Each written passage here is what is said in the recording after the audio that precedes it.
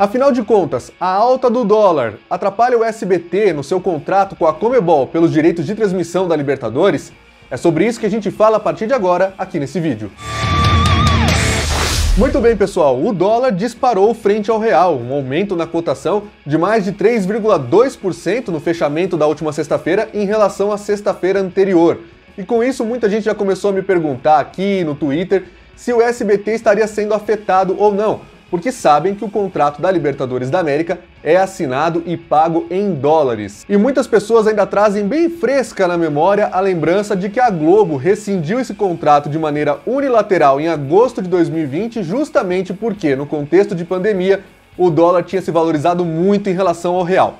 Mas as duas situações são bem diferentes e eu vou explicar a partir de agora. A moeda norte-americana fechou cotada a quase R$ 5,63 no dia 22 de outubro de 2021. No dia 15 de outubro, exatamente uma semana antes, o dólar estava a R$ 5,45. É a alta que eu falei no começo do vídeo de 3,2%. O SBT, como muita gente também já sabe, paga um mínimo para a Conmebol de 15 milhões de dólares por temporada da Libertadores. Claro que ainda tem uma participação com relação a cotas que forem vendidas, mas esse é o valor que está acertado em contrato e que a emissora do Silvio Santos tem que honrar todos os anos. Em uma semana, na diferença de cotação, o SBT viu esse acordo ficar R$ 2.700.000 mais caro do que estava no dia 15 de outubro. Então sim, isso assusta um pouco as pessoas.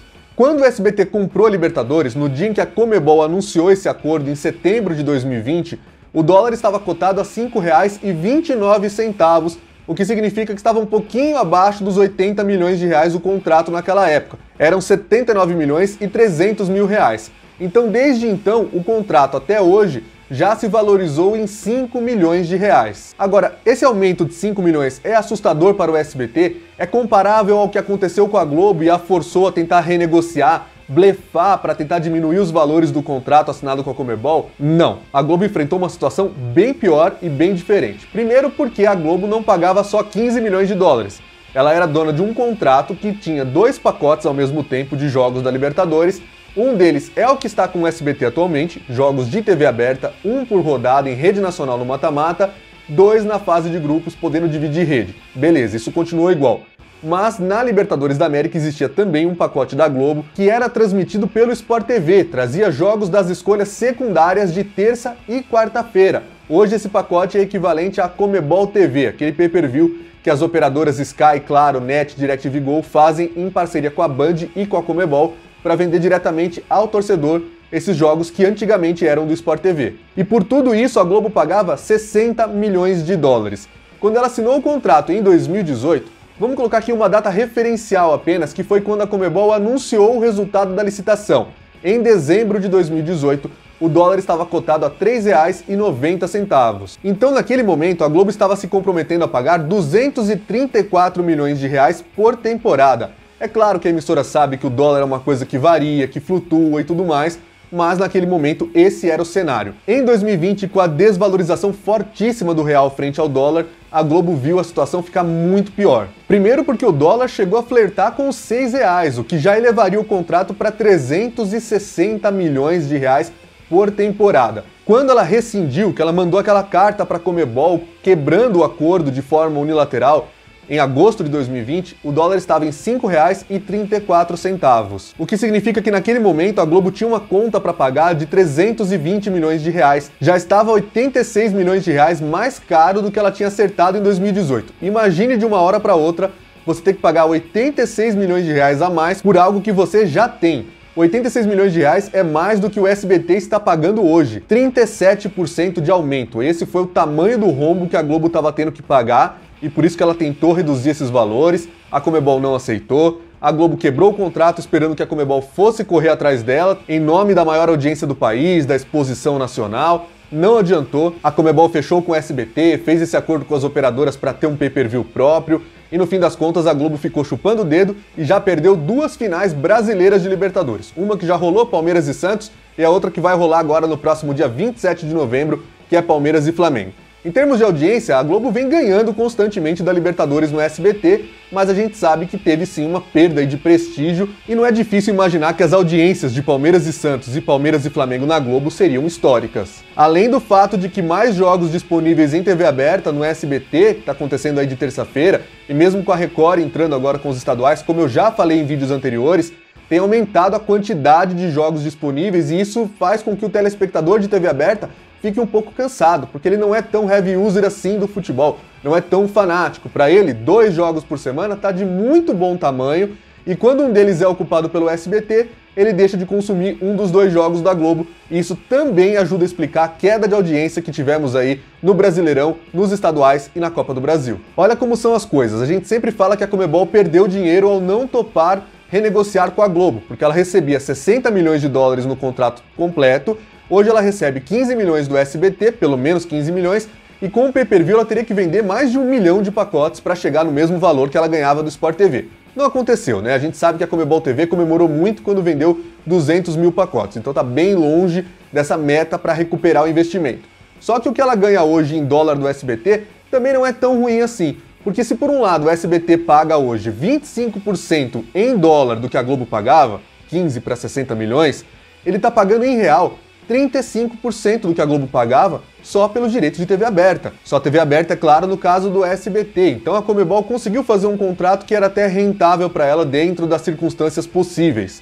Para o SBT ficar numa situação comparável com a da Globo, que o aumento foi tão grande, foi tão forte, tão fora de situação, 37% de aumento de um valor em real, o dólar teria que chegar a R$ 7,05. Assim, a conta da Libertadores no SBT, que começou lá em 79 milhões e 400 mil reais, chegaria à marca de 105 milhões 860 mil reais. Então olha o tamanho da desgraça que tem que acontecer para o SBT. O dólar tem que bater R$ 7,05 para ser comparável ao que aconteceu com a Globo, que realmente perdeu o controle da situação frente ao que ela pagava. Direitos de transmissão em dólar são realmente muito complicados. Enfim, eu trouxe os valores aqui para o vídeo, espero que tenha dado para explicar. Se ficou alguma dúvida, pode mandar nos comentários, é um assunto mais complexo, mas eu acho que eu consegui resolver a principal dúvida das pessoas. Não é comparável a situação, o SBT já tem uma conta que ficou 5 milhões de reais mais cara do que em setembro do ano passado, mas isso são das oscilações, das flutuações naturais da moeda americana frente ao dólar, que aconteceria se você comprasse de repente de 3 para 3,50, de 3,50 para 4. Como a gente está vivendo hoje num dólar de patamar extremamente absurdo, acima dos R$5 desde 2020 e insistindo nessa cotação, realmente parece que a situação é bem mais problemática, mas o SBT provavelmente tem isso sob controle, até porque vendeu todas as cotas de publicidade da Libertadores da América, não está tendo problema com relação a isso, e também tem um outro contrato que a gente não sabe os valores, até hoje não vazou, que é com a UEFA, pela UEFA Champions League, pela UEFA Europa League e também pela Conference League, embora no caso dessas duas últimas haja atualmente um sublicenciamento para a TV Cultura. Pensando até nessas flutuações e que de uma hora para outra os contratos podem ficar 5, 10, 15, 20 milhões de reais mais caros por temporada, é que o SBT tem que ser bem cuidadoso mesmo com as outras aquisições. Olha o caso da Record, ela ganhou do SBT a disputa pelo Campeonato Paulista, ganhou do SBT e da Globo.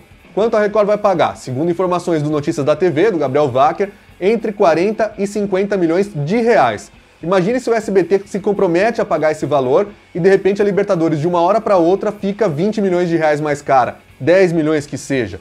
Já compromete um pouco o orçamento. Então tem que tomar muito cuidado mesmo. É por isso que o SBT vai muito cauteloso para as negociações. Isso o Theo José falou na live aqui no nosso canal em junho. Apesar de ter sido há 4 meses, ainda vale muito a pena assistir, porque ele dá as diretrizes que o SBT leva em consideração nos direitos de transmissão.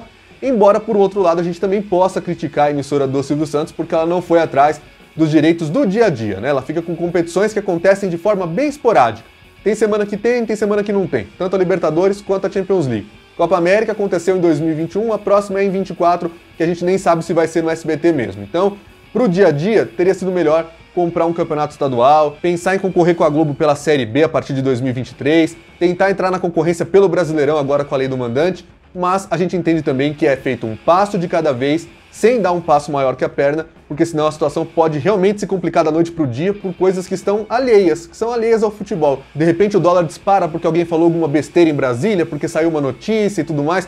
coisas do clima político que acabam infectando sim o noticiário do futebol. Espero que vocês tenham gostado desse vídeo, fica o convite para se inscreverem aqui e acompanhar toda a nossa produção sobre mídia esportiva, direitos de transmissão. Esse é o blog do Alan Simon, aqui você sabe onde o seu time joga.